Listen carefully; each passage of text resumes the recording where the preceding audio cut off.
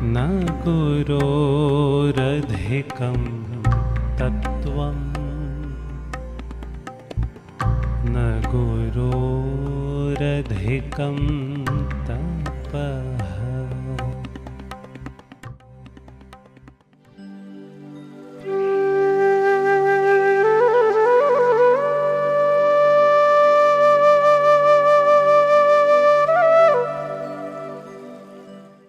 Om Amritageetananda.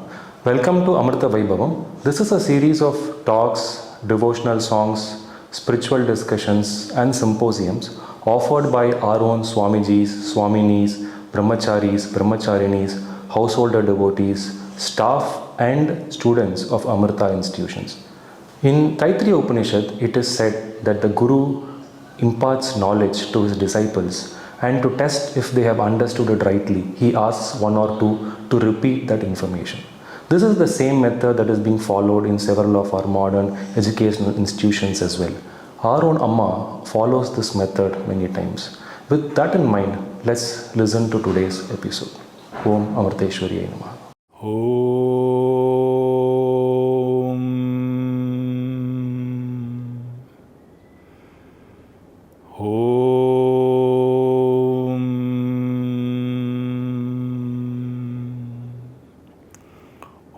Shri Gurubhyo Namaha. Hari Om.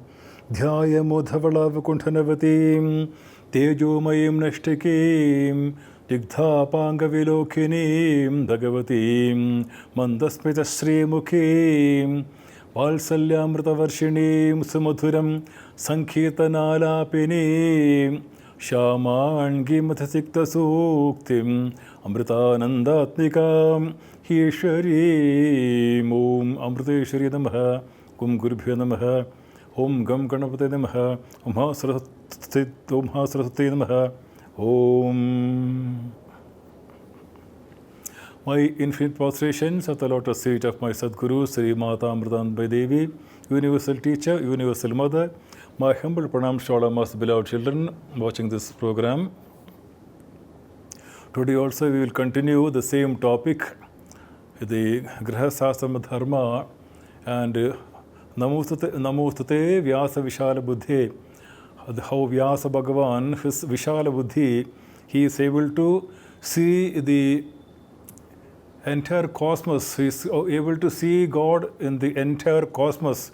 The entire cosmos is one vast family, and that is what we mean by God. That is the goal of human life that we can see. Now we will start with one or two examples. We have heard the word Mahatma, and some of us want to be Mahatmas also. What do you mean by Mahatma? A Mahatma is one. So usually we are stuck with our own family. I mean, not all of us, but most of us. Usually the individual is stuck only with his family. Then we have 5 mothers. We have told this some time back. We have Deha Mata, the mother who gave us the body. Then we have Go Mata, the mother cow. Then we have Desha Mata, we have Bhu Mata, and we have Veda Mata. So from these 5 mothers, we learn the great quality of selflessness, just giving and without the thought of receiving. Our Deha Mata, who gave us this body, she expects nothing from us. Again, we come to Go Mata, the mother cow also, she takes only very little and gives us in plenty. Then we this is what we call by Amma.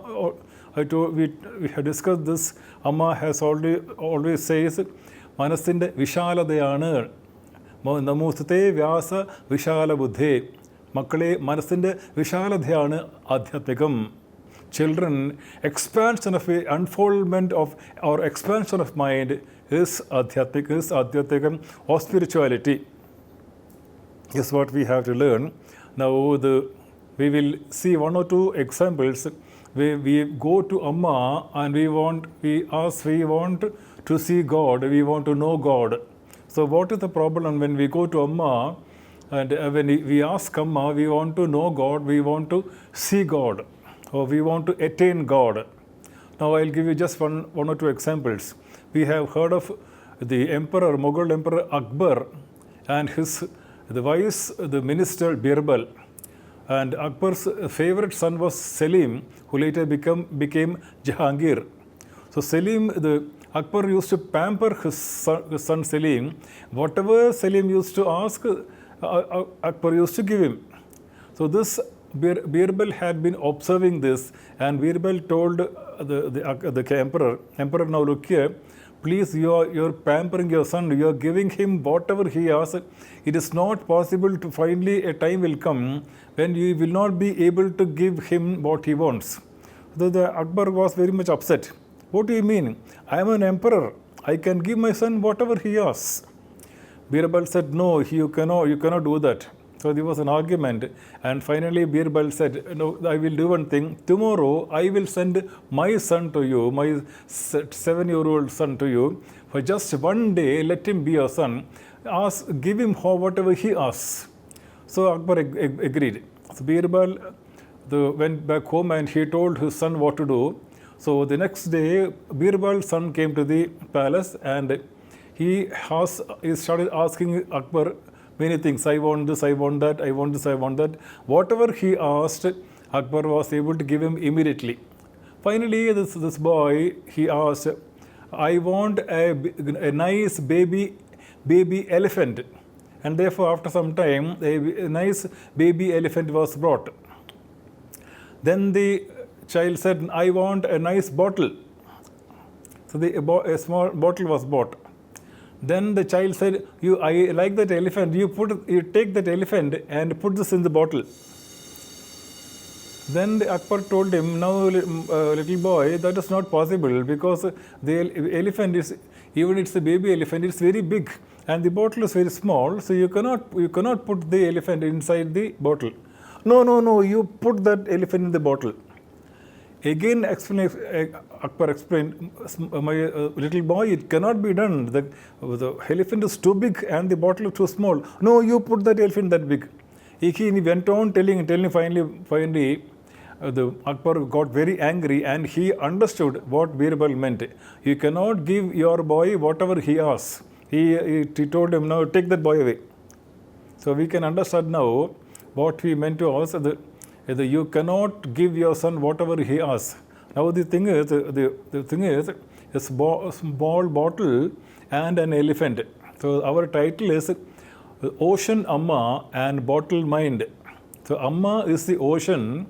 She is the ocean of the Ananda, ocean of the Jnana, the Sat Chit Ananda Sagaram.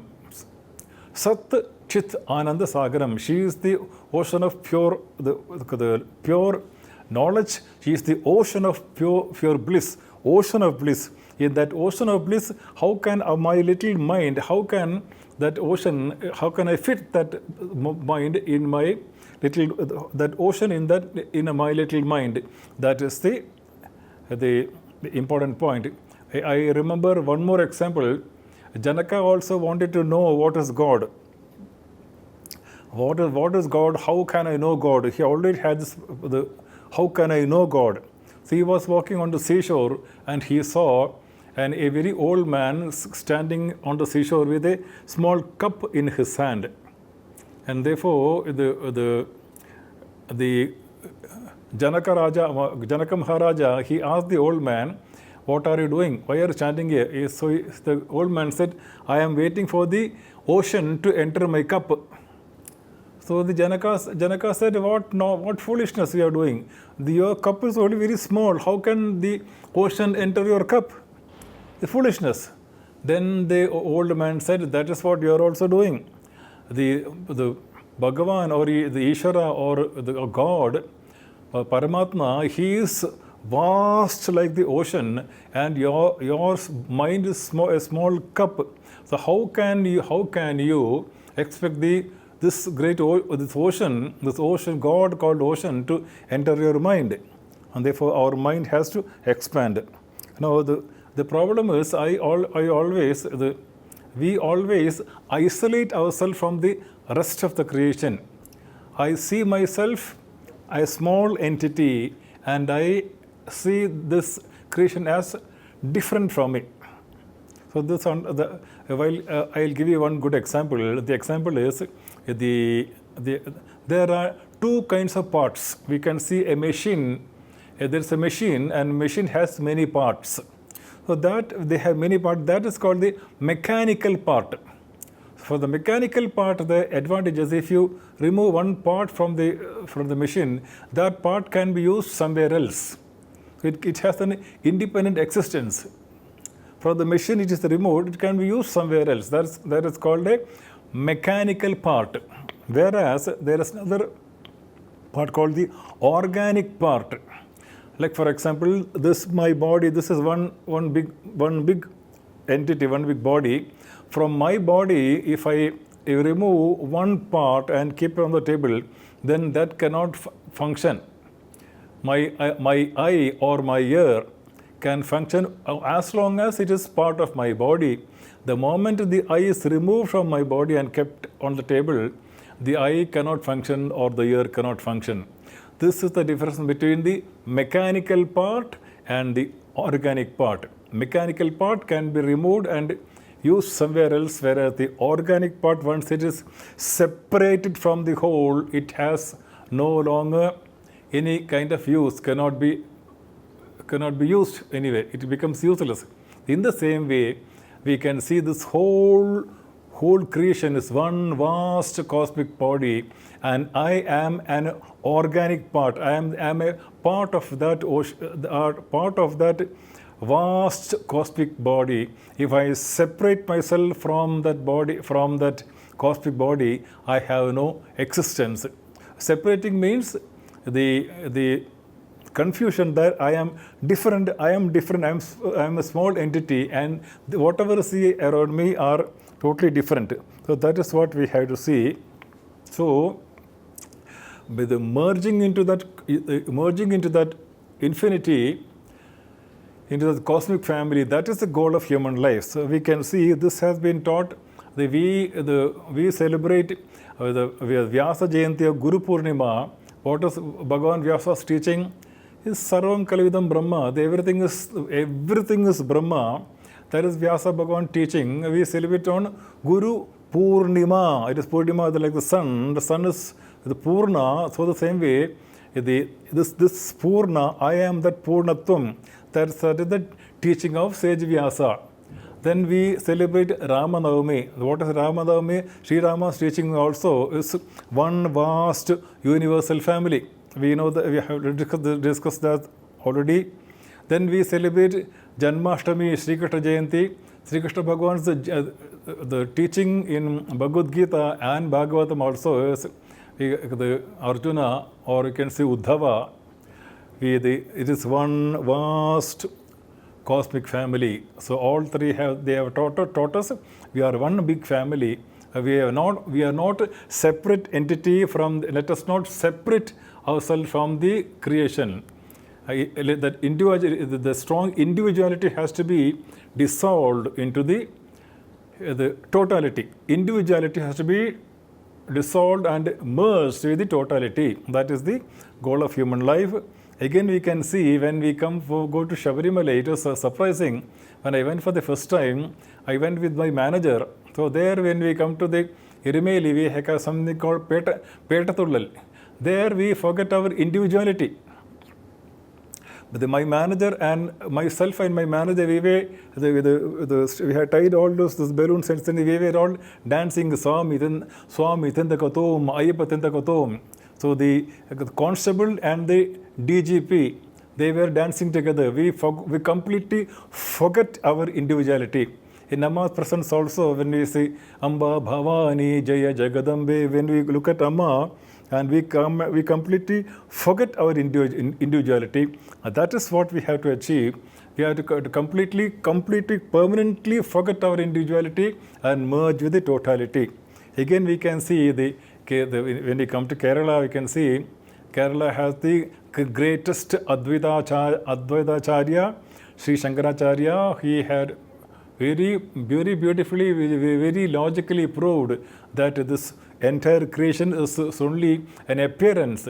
It has come from that supreme Paramatma. What we see, the multiple world of objects, they are all illusion. They have no real existence. What is really existing is only that Paramatma. We have seen that also. So why we can see that Amma's very beautiful bhajans which Amma sings very often. We will sing that bhajan where we can try to understand how the yogis through deep meditation they are able to realize that goal. So we have heard this bhajan, Anandamayi Brahmamayi Atulita Saundarya Rupini Anandamayi Brahmamayi Haradharangal kadannu yogigal അമൂല്യനിധി നിന്നെ അറിയുന്നു അനൽപശക്തി നിന്നുടെ പ്രാഭവം അവരും അല്പം അറിയുന്നു. So he says, Anandamayi Brahmamayi Atulita Saundarya Rupini. That is what is her nature. He says, ആരാധാരങ്ങൾ കടന്ന യോഗികൾ അമൂല്യ നിന്നെ അറിയുന്നു.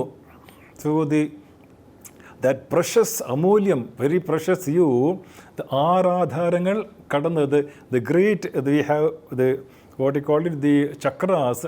So we penetrate there, the different layers of personality. So the yogis, they are able to penetrate, they are able to go deeper and deeper and deeper into their personality. ആരാധാരങ്ങൾ കടന്ന യോഗികൾ അമൂല്യനിധി നിന്നെ അറിയുന്നു. With the most precious the wealth, they are able to know you. Analpashakti, so the infinite power, നിന്നുടെ പ്രഭാവം, your glory, അവരും അല്പം അറിയുന്നു. Oh, infinite power, your glory is known by even they are able to understand just very little of your the power. So that is, see, now we come to the second verse. When Amma sings a bhajan, when we sing the bhajan, sometimes we also sing bhajans very seriously. But when Amma sings something, she really means it. Now listen to this important thing. They say, Matavum jadiyum ഇവിടെ മർത്യൻ്റെ മതമുയർത്താൻ മാത്രം ഉപകരിച്ചു. മനുജമൃഗാദിയിൽ ഒക്കെയും ജീവനായി മനസ്സിൻ്റെ അടിത്തട്ടിൽ നീശയിപ്പൂ. So Amma says, she's saying when Amma says something, she really means it. She says, മതവും ജാതിയും ഇവിടെ മനുഷ്യൻ്റെ മതമുയർത്താൻ മാത്രം ഉപകരിച്ചു. The different castes and different religions, different creeds, that has only the resulted in the ego of man. That's what he says. So we should understand the importance. So we see the very important thing we had learned from Amma is we have to understand the two things. The responsibilities is something which we have to really be always aware of. So you can say we are aware of our rights, adhikaram. I want this. This is my right. So when I say I'll come to that. We will see now. Now the rights and responsibilities we can say, or position and responsibilities. So from an SI, sub-inspector of police, he then comes to the inspector, circle inspector, thirdly he comes to inspector general, then the SP, superintendent of police. So the SI is circle inspector, he comes to SP, superintendent of police, then he becomes to DIG, Deputy Inspector General of Police, then he becomes IG, Inspector General of Police, then he becomes to DGP. So he becomes the Director General of Police, or for the entire Karnataka, or entire Kerala, or Tamil Nadu, or any other state. He is the number one. So when he is being promoted from SI to circle, then his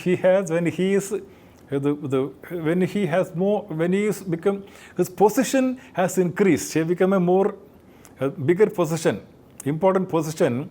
Along with the position, his responsibility also has increased, that he has to always remember. From the circle inspector, he rises to the superintendent of police, SP. Along with that, when his position increases, his responsibility increases. SP has more responsibilities. Then from SP, when he comes to DIG, the more important position, his responsibility increases. IG police, more responsibility. DGP, maximum responsibility. Or you can say captain in the army, captain, he has the responsibility. When he becomes major, higher position, more responsibility. Lieutenant colonel, more responsibility. Colonel, more responsibility. Then we have brigadier. I forgot the correct order. We have the brigadier, we have the major general, etc. I forgot the order. When the rank and the position increases, we have to remember that along with the position, my responsibilities also increase. So I should be when we come to Amma, our awareness has become very, very, very clear. So I am always aware of my responsibilities. So you can say when I from an ordinary accountant, I become chief accountant, then I become deputy manager, deputy general manager, then become general manager. So when I am as manager, when I am sitting in my room, then I look around and say, I am a general manager. Why is there no aircon? Why is no AC in my room? I want an AC because I am a general manager. So that's what he called. He is aware of his right. I am a general manager. There is no AC in my room. Put an AC. So that is the right. So at the same time, he has responsibilities also. At the end of the month, you should see that this much result is produced, this much sales that he has to see. So that is what we have to understand when we come to community. So I don't want to hurt anybody. So just as Amma said, Matavum Jadiyum Ivide Martende Madamuyartan Matram Upakarichu. This caste and creed has only resulted in the ego, increasing the ego of man. This is what Amma, from the depth of her heart, out of sadness, she was feeling sad.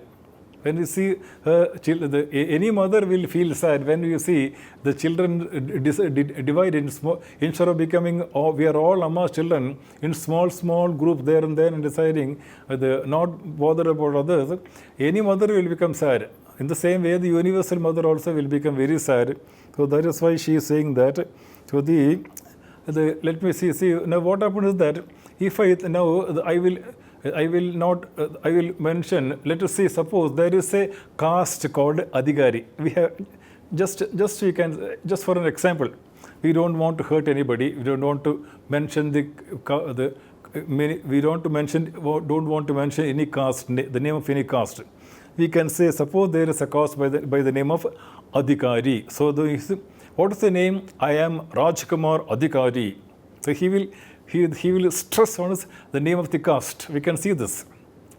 So that is very unfortunate. So now if I think that I am Adhikari, I am this caste, what we'll see, I will, among there are about 500 devotees, I will see who's my caste. I am so attached to my caste, so I will go and pick up only my caste.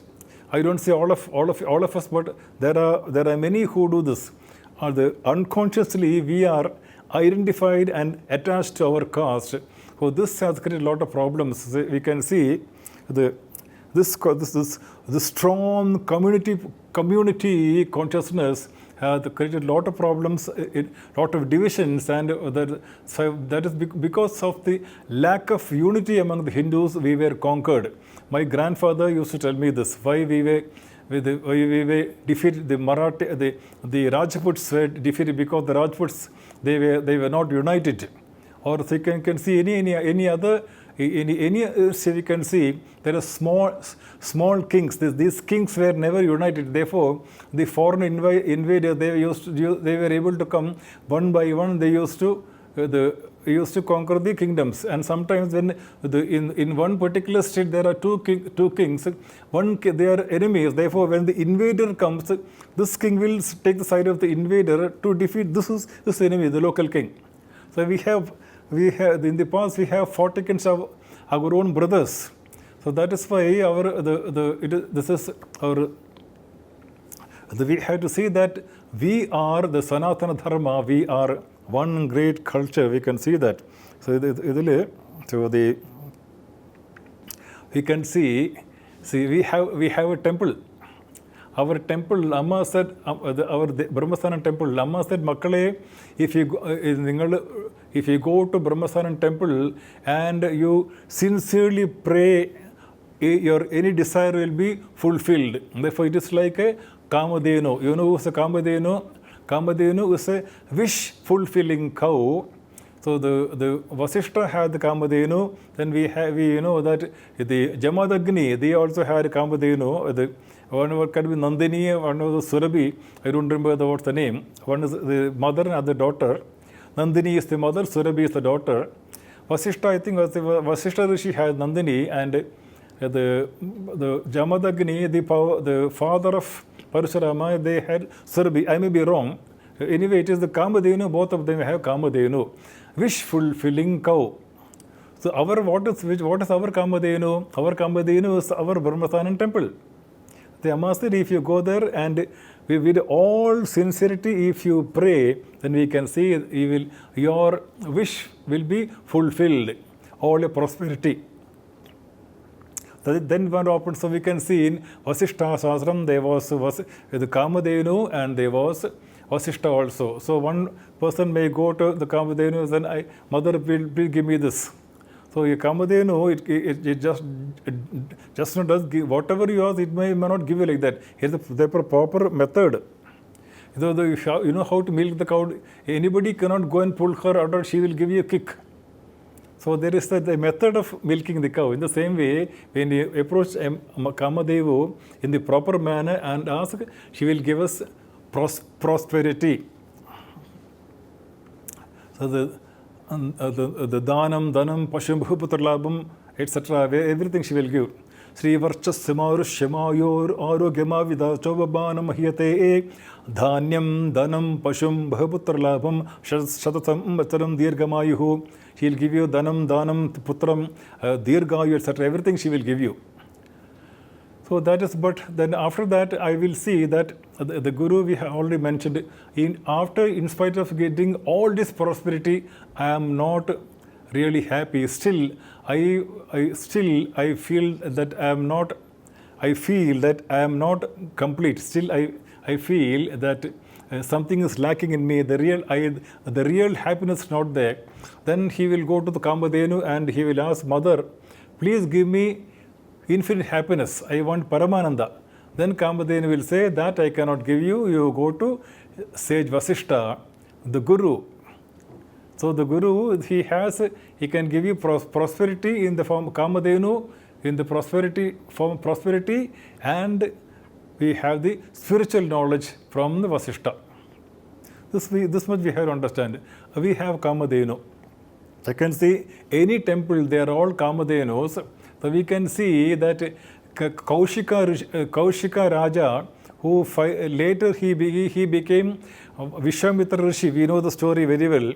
How Kaushika tried to take away Kamadhenu from Vasishta. So the Kamadhenu refused to go. Then we know the story. We need not elaborate. Many times he had already said here also. So we can see that Vasishta Rishi was an old man. He had nothing with him, but he was able to, this most powerful Raja, Kaushika Raja, with this powerful army, he was not able to take away Kamadhenu. Remember that. The old man, old sage Vasishta, you are sitting there helpless. You could do nothing against the Raja Kaushika's army, but we can see that King Raja Kaushika, or he could not take away Nandini. He could not take away the what you call this Kamadhenu. Because of, why is that? Because of Vasishta Rishi's infinite spiritual power.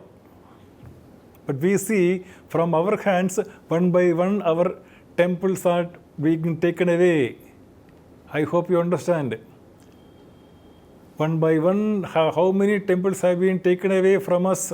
So why is that? You see, when I enter the temple, I should always say that I should be able to, should be the.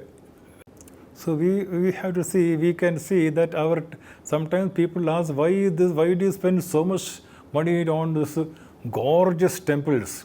So the idea is, when temples are so magnificent, and even when the king enters the temple and the idol also very beautifully decorated, even a king should feel, I am nothing in front of God.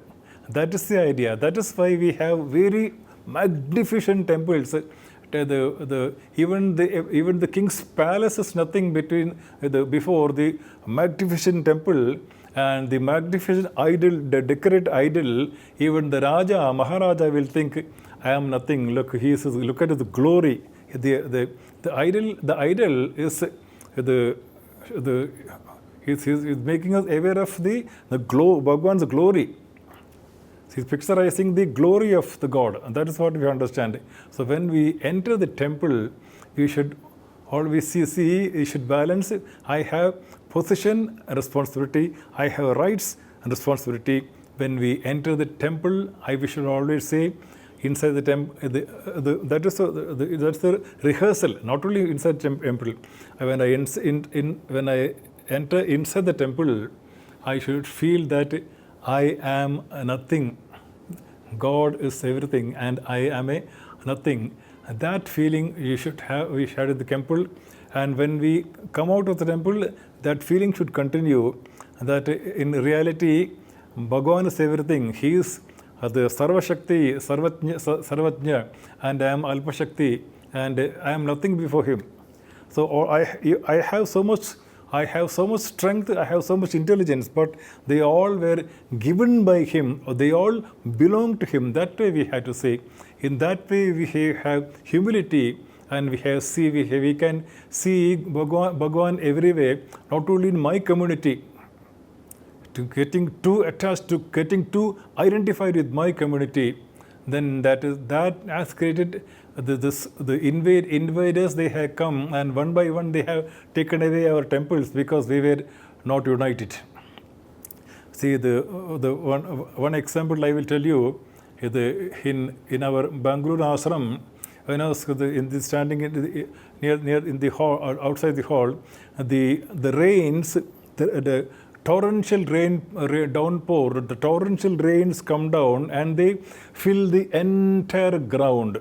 About 2 to 3 inches of water. We can see the entire ground is full of water. So that water we can use. We can rain harvesting. We can use that water for drinking, or we can use it for the farming, for the crops. That water, which is the water flood completely filling the ground, that water can be used for even drinking also. We say save rainwater. We have said here that water is useful. That water which is completely covering the ground within 2 or 3 inches, that water is useful. But after the rain stop, and after 2 or 3 days, you can see the ground has become dry, and here and there are small puddles of water. Here and there, small puddles of water. That water is useless because that has become a breeding place for mosquitoes, insects, maggots, etc. All kinds of insects will be there, that they cannot be used. Therefore, what I'm trying to indicate is when we are one group, when we are inside the hall with the Amma, or in the ground with when Amma is on the stage and we have filled the ground, we are like rainwater. We are very, very useful. We can so drinking for the others, for the society. As a big group, we are useful to society. But when after Amma goes back, what we see that we can see we are small groups, and we are strongly identified with the small groups. It can be community or some other. For some reason, we have the tendency to form small, getting attached to the certain individuals and forming small groups that can result in or completely what you call it, our Sanatana, the declining of a Sanatana Dharma. Sanatana Dharma indicate that we are one vast group. So let us remember this. See, I'll give you one beautiful example how our rishis. In Tamil Nadu, there's a beautiful story of Parashurama. You can see, you know very well the story that Parashurama, the Jamadagni's wife was Renuka. I may be wrong. Renuka, the Hapsara Renuka, she was Jamadagni's wife, Parashurama's mother. She committed some mistake, and therefore Jamadagni told Jamadagni had 5 sons, and Parashurama was the youngest. And therefore, the Jamadagni commanded his sons, your mother has committed a great sin, you kill her. But the elder 4 sons refused to kill her. But the youngest Parashurama, he said, yes, I will obey you. Then the Renuka, she ran away. She started running, and she reached the seashore, and she went into the hut of the chief of the fishermen, Talaivan, that mean kulam, that fisherman Talaivan, the head of the chief. She went into that hut. Therefore, when Parashurama followed her, the chief came out and he said, I will protect Renuka Devi. So there was a fight, and the chief's head was cut off. Parashurama cut off the head of the chief. And then he entered the house. So there was the Talaivan, the chieftain's wife was there, and his mother, Parashurama's mother Renuka was there. So he was very angry. He cut off his mother's head, and they cut off the head of the chieftain's wife also.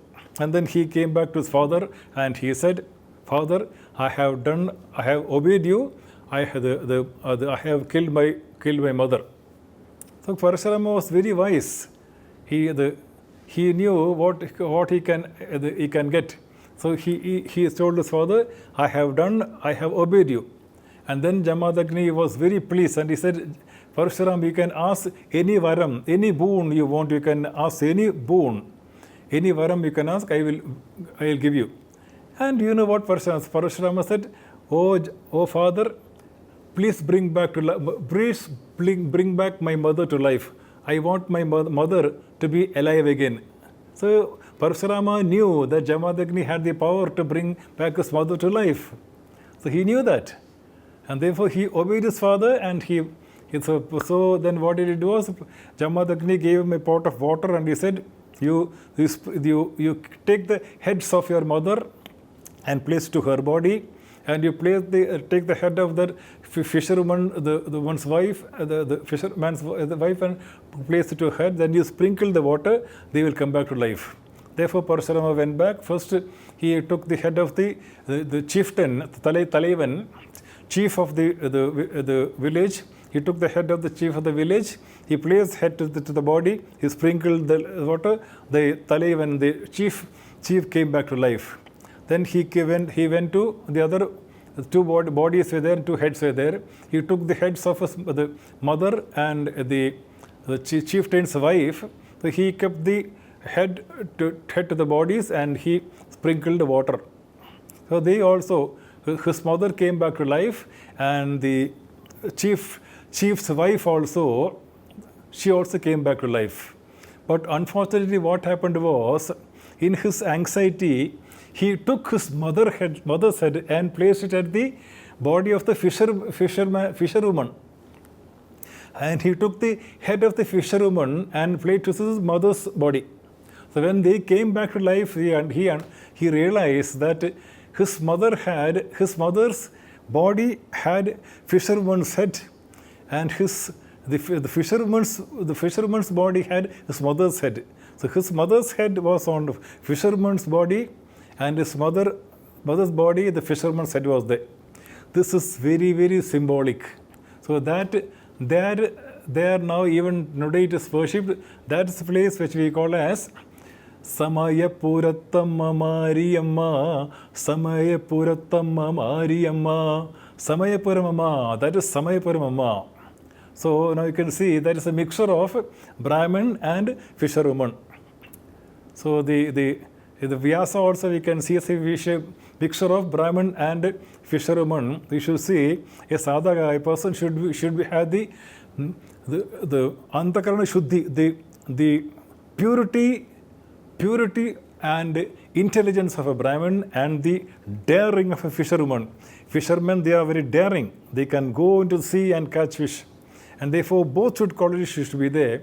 And therefore, we can see that both are a mixture of the Brahmin and the fisherwoman. So you can see our Bharat, India, it has a long coastal border. The fisherwoman, our mother Amma also, she was born in the fisherwoman, the community.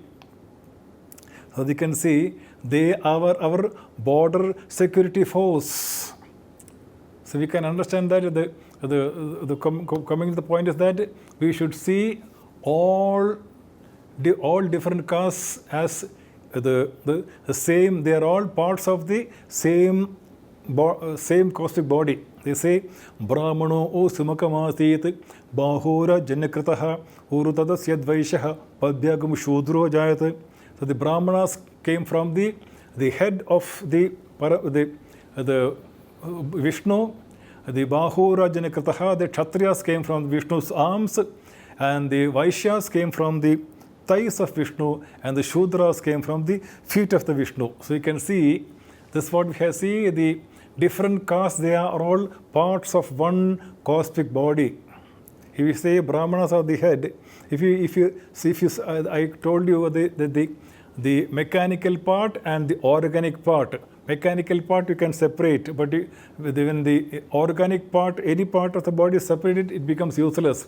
If you separate it, now the head is most important. If you separate the head from the body, it becomes Rahu. Can you understand?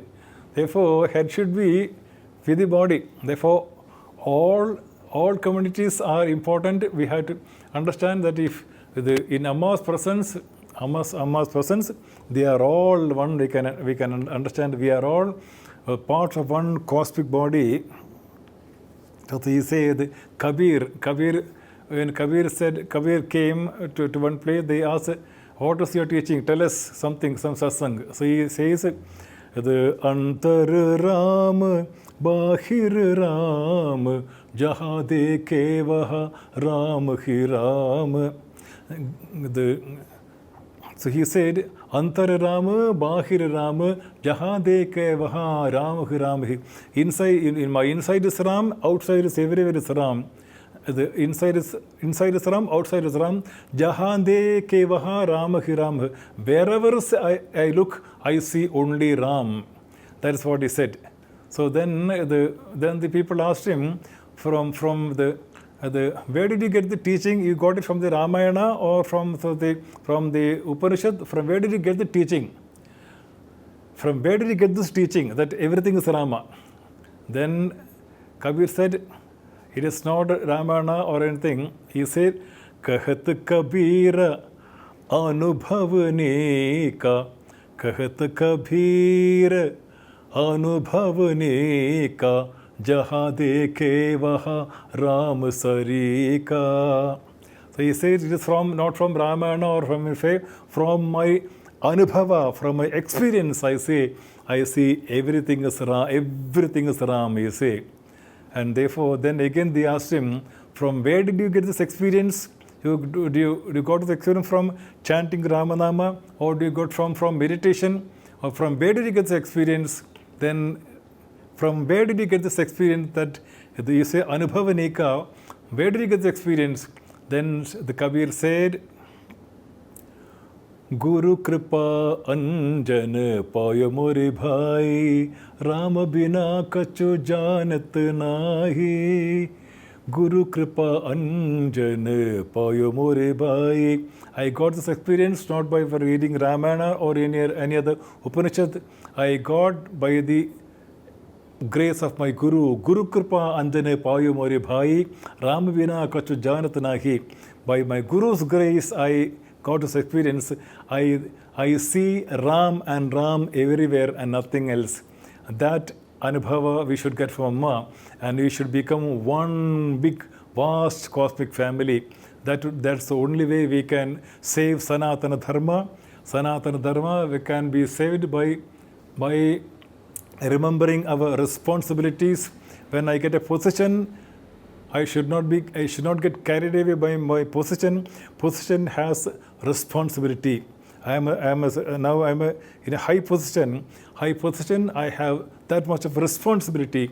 That way I should, if I remember, then I will be able to contribute to the samrakshanam, to the protection of Sanatana Dharma. Let us pray to Amma to help us, to guide us and take us to that supreme goal where we can see Amma herself in the entire universe.